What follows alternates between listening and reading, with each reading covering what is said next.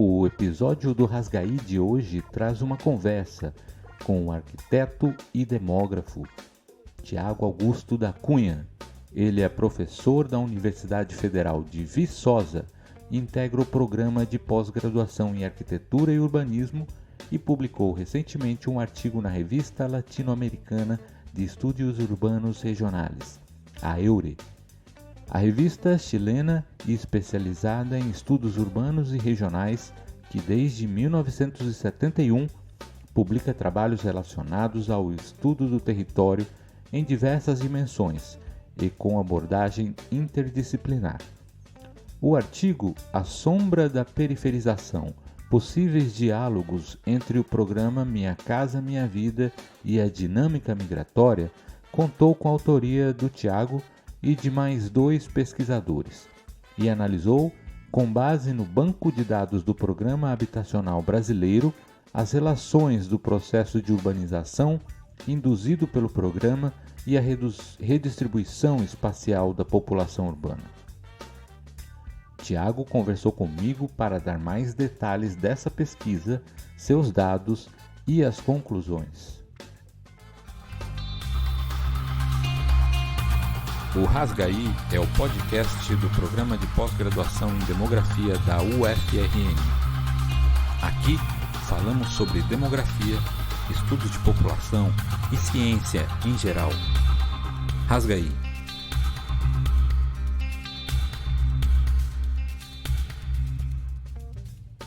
Olá, Tiago. Seja bem-vindo ao Rasgaí. Qual foi o principal propósito do seu artigo e que aspectos o trabalho pretendeu enfatizar? O propósito principal do artigo era tentar entender um pouco melhor ou tentar detalhar um pouco mais as razões para a migração, principalmente da migração muito localizada, da migração intrametropolitana. Pelo menos a respeito dessa migração, sobre essa migração, boa parte das causas elas giram em torno tanto do mercado de trabalho, localização do emprego, quanto da localização da moradia, do mercado habitacional. Mas pouco se sabe, por exemplo, sobre a oferta mesmo de moradias, Como que a oferta de moradias poderia atrair uma demanda específica por essas moradias e assim alterar alguns fluxos populacionais.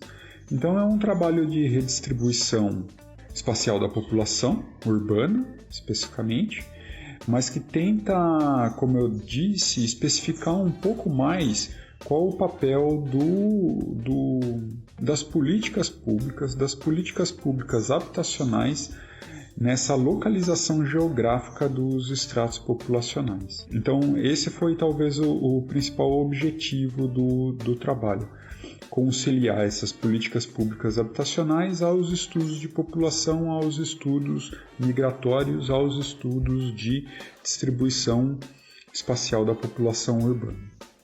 Para desenvolver a pesquisa, vocês utilizaram quais fontes de informação e quais aspectos ela permitiu vocês a aprofundar? Que novidades vocês trazem? As 2 únicas novidades talvez sejam, primeiro, uma fonte de dados, que é uma fonte de dados secundária, fornecida pelo Ministério das Cidades, na época ainda durante a gestão da Dilma. Eu tenho a impressão de que a disponibilização dos dados à época também foi um pouco mais facilitada, sabe? E eu digo isso porque mais recentemente eu tentei contatá-los novamente e sequer obtive resposta, enquanto naquele período talvez esse acesso à informação foi mais facilitado. Essa fonte de dados do Ministério das Cidades, ela fornecia a quantidade de empreendimentos do programa Minha Casa Minha Vida segundo anos, e segundo município. Então, e também segundo um outro critério, que é segundo a modalidade do Minha Casa Minha Vida. Então, é uma fonte de dados bem completa, é uma fonte de dados que chega com cobertura praticamente universal do território brasileiro, cujo grau de desagregação territorial é um município, que é um grau de desagregação considerável, assim. E como eu estava dizendo, ela é bem discriminada, né?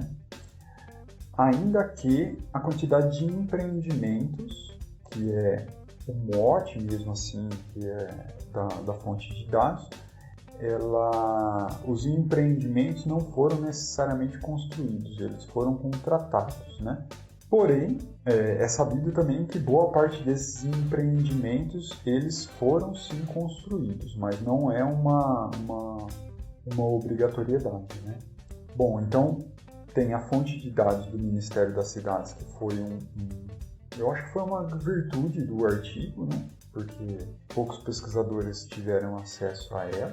Uma outra inovação foi a utilização do diagrama de cordas para tentar fazer uma síntese visual mais ilustrada dos fluxos migratórios, o que eu estou chamando de região metropolitana de BH expandida, que abarca todas as micro-regiões vizinhas, limítrofes à região metropolitana de BH, né?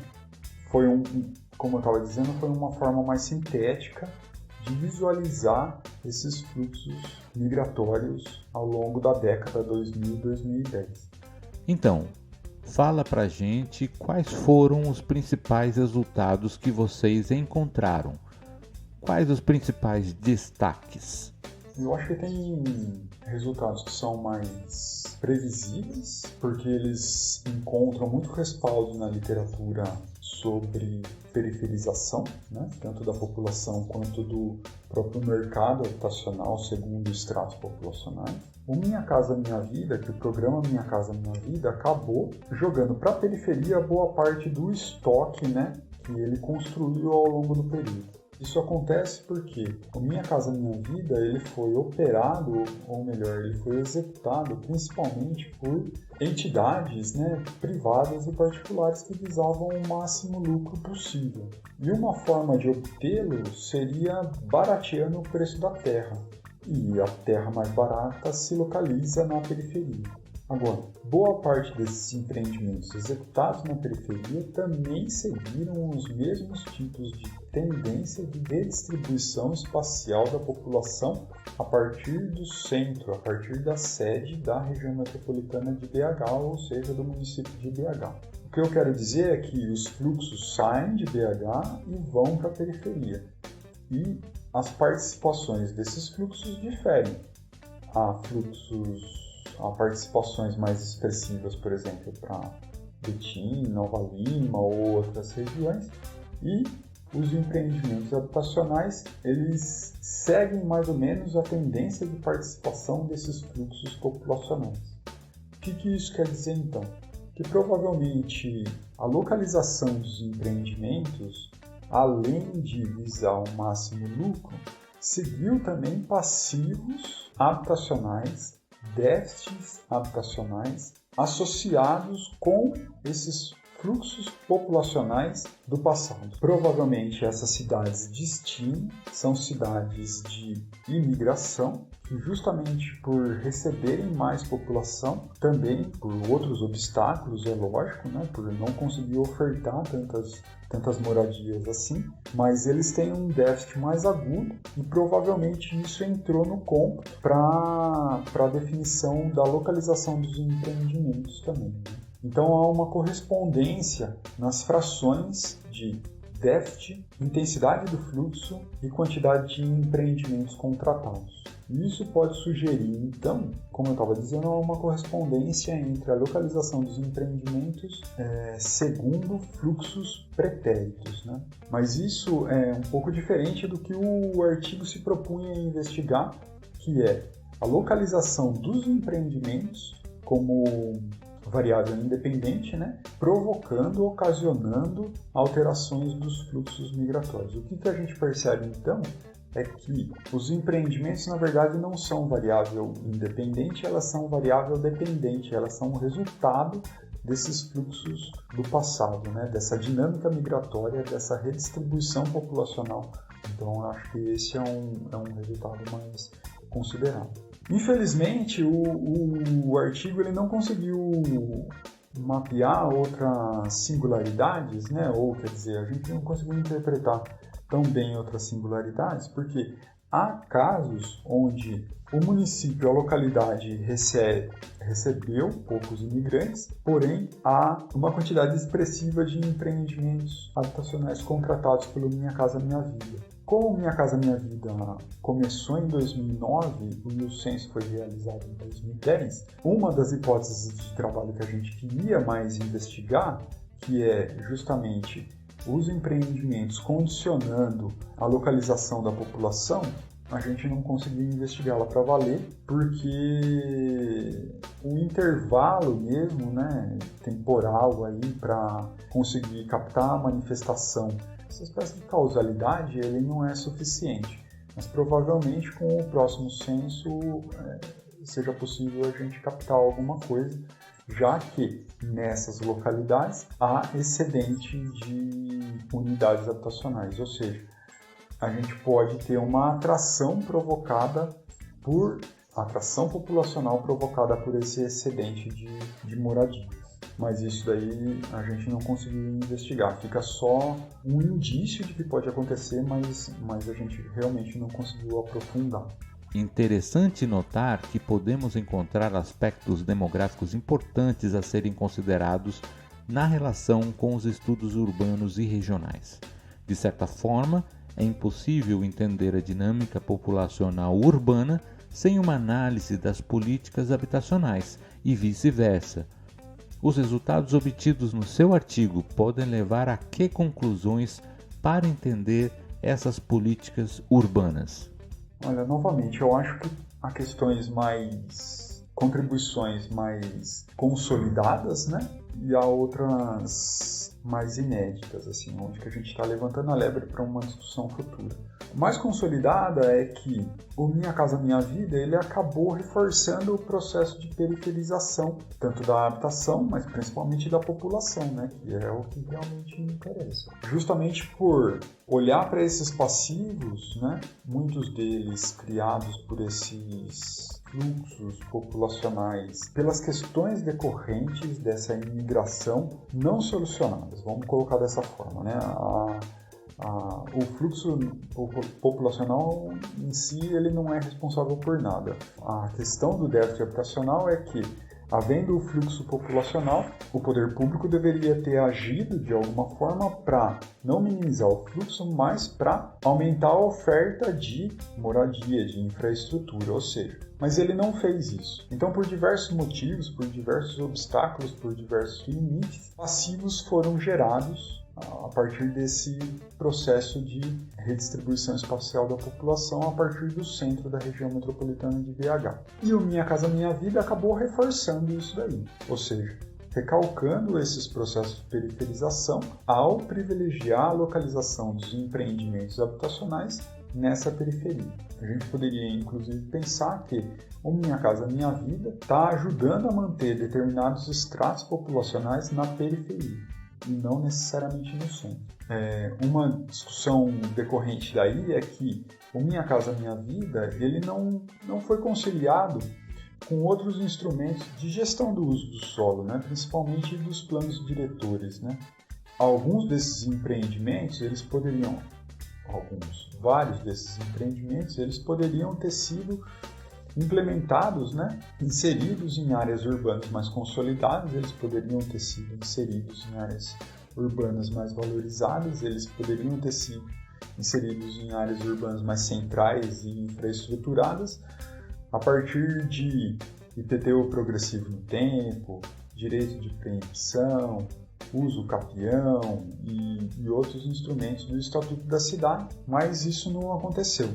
Totalmente dissociado, né, dessa discussão do Estatuto das Cidades, ou grande parte dos empreendimentos se dissociou dessa discussão. Acho que no final das contas, o que a gente tenta provocar é que os gestores públicos, os tomadores de decisão, eles poderiam ter adotado Minha Casa Minha Vida de um jeito que permitisse maior integração social, maior integração espacial entre os diversos grupos, maior inclusão, diminuição de desigualdade, diminuição de segregação, e tudo isso passou meio que ao largo, sabe? Do mesmo modo que ele se dissociou do Estatuto da Cidade, o Minha Casa Minha Vida ele também se dissociou, ele virou as costas para o Plano Nacional de Habitação. Foi praticamente um modelo de unidade habitacional construída e acabada, né? E pouco se discutiu sobre outras formas, né, de habitação, por exemplo, o aluguel social ou mesmo a urbanização de terra, infraestruturação da terra, não necessariamente a construção de novas unidades a partir do zero, né? E isso também passou ao largo no Minha Casa Minha Vida. Tudo isso a gente acabou levantando como uma forma de reenquadrar ou de aproximar o Minha Casa Minha Vida de outros preceitos já colocados, já vigentes, já legalizados, já formalizados, mas que foram eclipsados pelo tamanho da política operativa, né? Do que foi o Minha Casa Minha Vida, né? Muito bem. Vimos mais um exemplo da interdisciplinaridade dos estudos da área de população e demografia, e mais, como o conhecimento da demografia pode contribuir para o aprofundamento dos estudos em outras áreas de conhecimento. Definir os limites do que possa ser entendido como campo ou não da demografia é complexo, justamente por essa interdisciplinaridade e o próprio objeto central da análise, a população, ser um tema transversal a tantas outras áreas do conhecimento. Falaremos um pouco sobre esse debate dos limites, entre aspas, da demografia em episódios futuros, que estão sendo produzidos aqui no nosso podcast. Obrigado ao Thiago pela sua disponibilidade aqui no Rasgaí e parabéns para você e seus coautores pela pesquisa desenvolvida. O Rasgaí fica por aqui. Por favor, se você está gostando do Rasgaí, ajude a divulgar o nosso trabalho compartilhando o nosso podcast nas suas redes sociais. Eu sou o Ricardo Ojima, produtor e editor do Rasgaí. Muito obrigado pela sua audiência, um grande abraço e até a próxima semana.